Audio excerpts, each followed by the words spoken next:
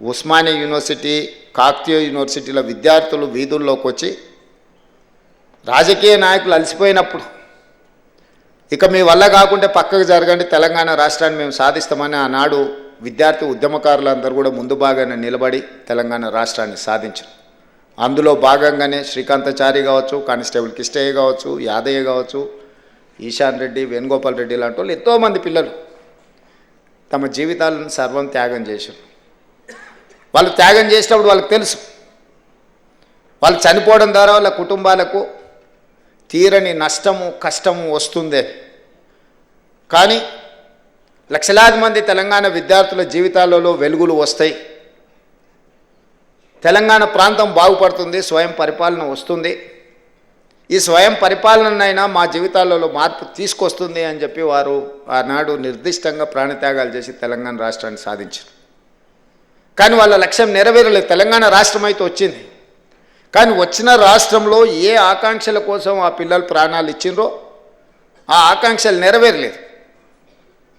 గత 10 సంవత్సరాల నుంచి 20 నుంచి 25 లక్షల మంది విద్యార్థులు ఊర్లో తల్లిదండ్రులకు 22-23 ఏళ్ళ వయసు ఉన్నప్పుడు పోటీ పరీక్షలు రాసి ప్రభుత్వ ఉద్యోగాన్ని సాధించుకొని మళ్ళీ ఇంటికి వస్తామని తల్లిదండ్రులకు చెప్పి బయలుదేరి ముఖ్యంగా ప్రభుత్వ ఉద్యోగాల కోసం ప్రయత్నం చేస్తున్న వాళ్ళు దళితులు, గిరిజనులు, ఆదివాసీలు, బలహీన వర్గాలు, పేదలు. ఆగర్భ శ్రీమంతుడు ఎవరు అసిస్టెంట్, జూనియర్ అసిస్టెంట్ ఉద్యోగం కోసమో, అసిస్టెంట్ ఇంజనీర్ కోసమో, లేకపోతే జూనియర్ టెక్నికల్ ఆఫీసర్ కోసమో కోటీశ్వర్లు ఎవరు ప్రయత్నం చేయరు.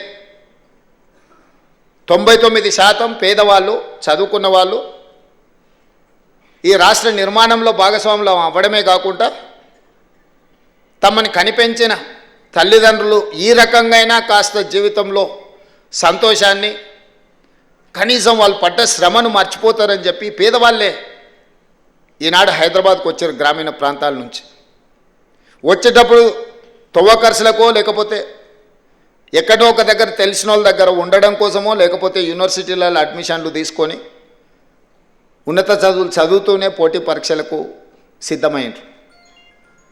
ఒక 6 నెలల్లో, సంవత్సరంలోనో కోచింగ్ సెంటర్లలో కోచింగ్ తీసుకొని పోటీ పరీక్షలు రాసి ప్రభుత్వ ఉద్యోగ ఫలితాలు వస్తే, ఉద్యోగం వస్తే సరే, ఉద్యోగం రాకపోతే ప్రత్యామ్నాయం గురించి ఏం చేయాలని ఒక ఆలోచనతో వచ్చారు.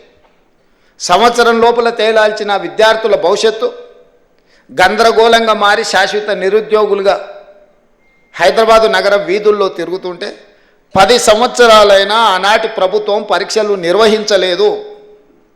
దీన్ని బాధ్యతారహితం అనాలనా, లేకపోతే నిర్లక్ష్యం అనాలనా, లేకపోతే వైఫల్యం అనాలనా నాకు తెలియదు. మీరు ఆలోచన చేసుకోండి. మీరు అందరు చదువుకున్నోళ్ళే.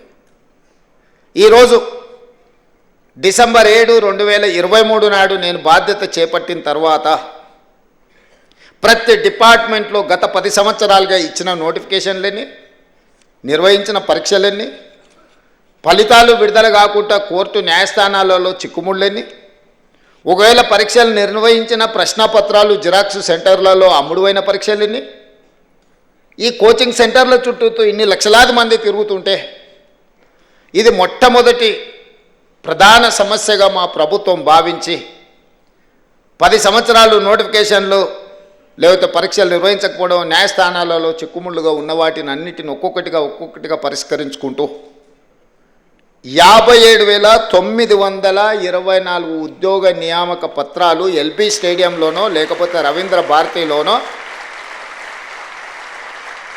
ఏ పిల్లలకైతే ఉద్యోగాలు వచ్చినాయో వాళ్ళ తల్లిదండ్రులతో సహా అందరిని పిలిచి నేనే స్వయంగా ఒక సంబరాన్ని వాళ్ళు ఆస్వాదించే విధంగా వాళ్ళ జీవితంలో ఒక మరుపురాని గొప్ప అనుభూతిగా నిలబడాలి, వాళ్ళందరినీ నేను చూడాలి, వాళ్ళందరి కళ్ళల్లో సంతోషం, ఆనందం చూస్తే మేము నిజంగా మా లక్ష్యాన్ని చేరుకున్నట్టే అని చెప్పి ఏ నియామకం కూడా యథాలాపంగా మీ ఇంటికి కాల్ లెటర్ పంపలే. మిమ్మల్ని అందరిని కూడా పిలిచి మీ కుటుంబ సభ్యుల మధ్యలో మిమ్మల్ని మా కుటుంబ సభ్యులుగా భావించి అది ఎల్బీ స్టేడియంలోనో లేకపోతే నెక్లెస్ రోడ్డు మీద ఉన్న అంబేద్కర్ సాక్షిగాను లేకపోతే రవీంద్ర భారతిలో మీ మధ్యలోనే మీకు నియామక పత్రాలు ఇచ్చినాం.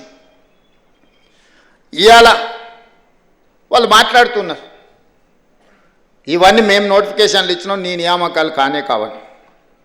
నేను వారిని అడుగుతున్న 10 సంవత్సరాలు మీరు నోటిఫికేషన్లు ఇచ్చి సరైన విధంగా పరీక్షలు నిర్వహించకపోవడం వల్ల యుక్త వయసులో ఉన్న పిల్లల జీవితాలు ఎంత సర్వనాశనమైనవి. మీరు ఎందుకు బాధ్యత తీసుకోలేదు? 10 నెలల్లో మేము చేసిన పనులు 10 సంవత్సరాలలో మీరు ఎందుకు చేయలేకపోయినారని నేను అడుగుతున్నా. అన్ని నోటిఫికేషన్లు నేను ఇచ్చినా అని చెప్తలేను.